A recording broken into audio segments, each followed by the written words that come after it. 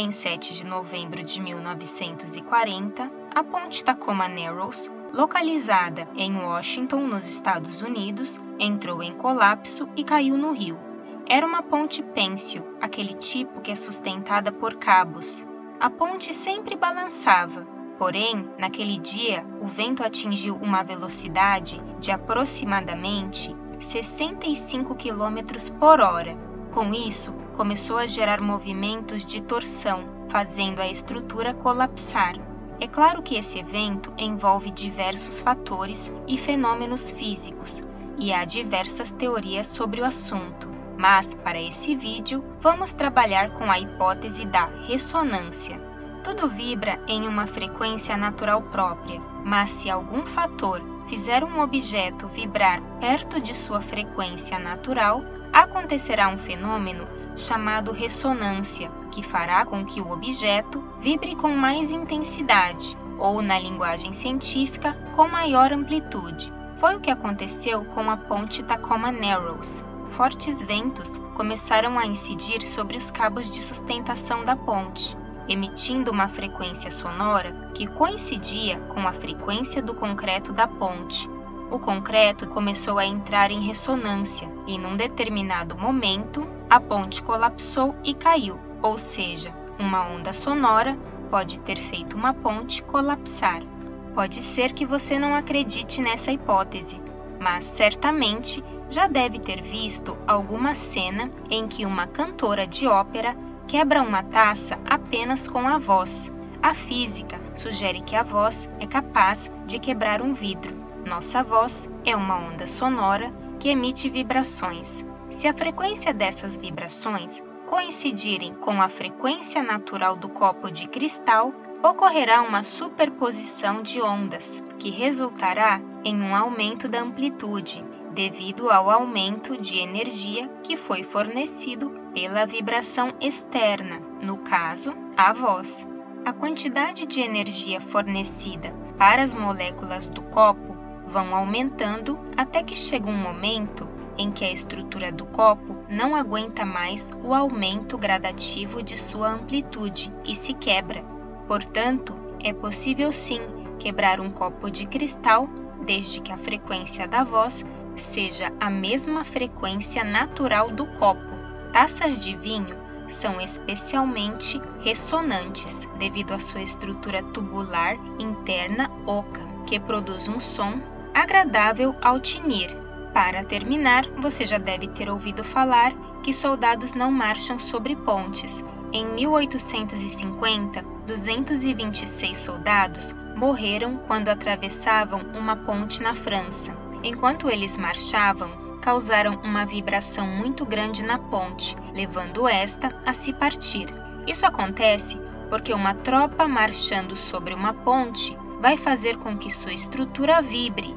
Até aí não há grandes problemas, mas se a vibração acontecer numa determinada frequência, igual à frequência de vibração natural da ponte, ela vai se potencializando a cada passo dos soldados, e a vemos vibrar visivelmente e com grande amplitude.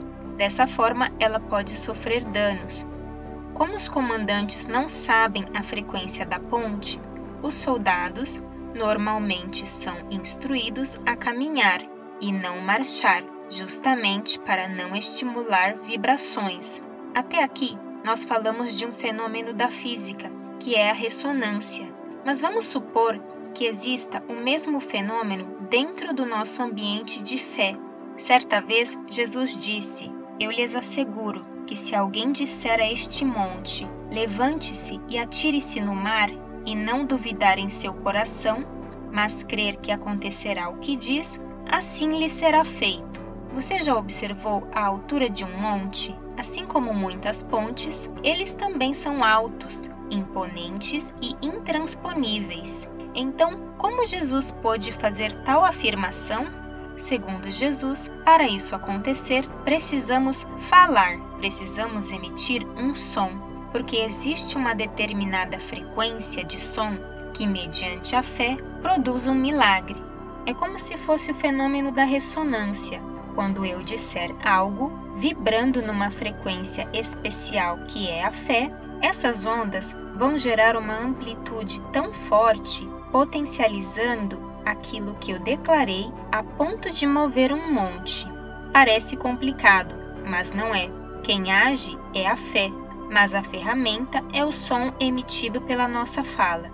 Em Mateus capítulo 17, Jesus declara: porque em verdade vos digo que, se tiverdes fé como um grão de mostarda, direis a este monte: passa daqui para acolá, e há de passar, e nada vos será impossível. Trabalhamos então com dois elementos, a fé e a fala. Sabemos que para obter fé é somente através da palavra de Deus. Consequentemente, a fé vem por ouvir a mensagem, e a mensagem é ouvida mediante a palavra de Cristo. O outro elemento é a fala, que é a nossa linguagem manifesta por meio de sons que formam palavras. Certo dia, um centurião veio procurar Jesus e disse: Senhor, meu servo está em casa, paralítico, em terrível sofrimento. Jesus lhe disse: eu irei curá-lo. Respondeu o centurião: Senhor, não mereço receber-te debaixo do meu teto, mas dize apenas uma palavra e o meu servo será curado. Ele sabia que se Jesus apenas dissesse uma palavra, haveria cura. E mais adiante, no mesmo texto, Jesus traz o outro elemento da equação. Ao ouvir isso, Jesus admirou-se e disse aos que o seguiam: digo-lhes a verdade, não encontrei em Israel ninguém com tamanha fé.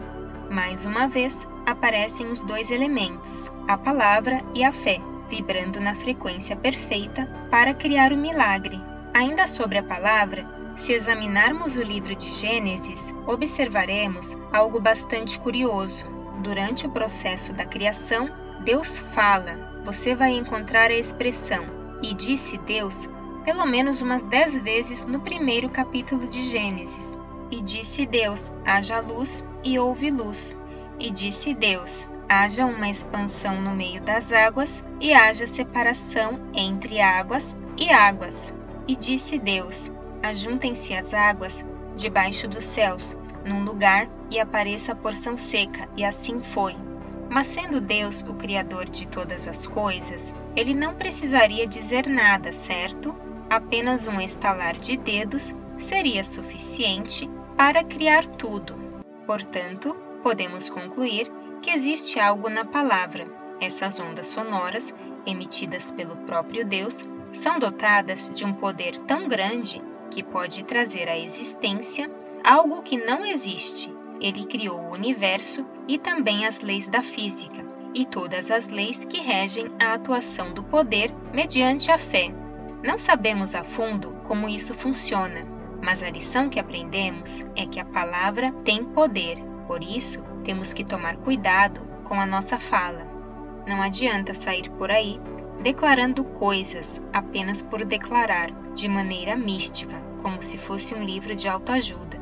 Precisamos entender, à luz da Bíblia, quão importantes são as nossas palavras e como usá-las com sabedoria, com autoridade, exercitando-as mediante a fé. Deixe o seu comentário para sabermos a sua opinião e não esqueça de se inscrever em nosso canal. Muito obrigada e até a próxima!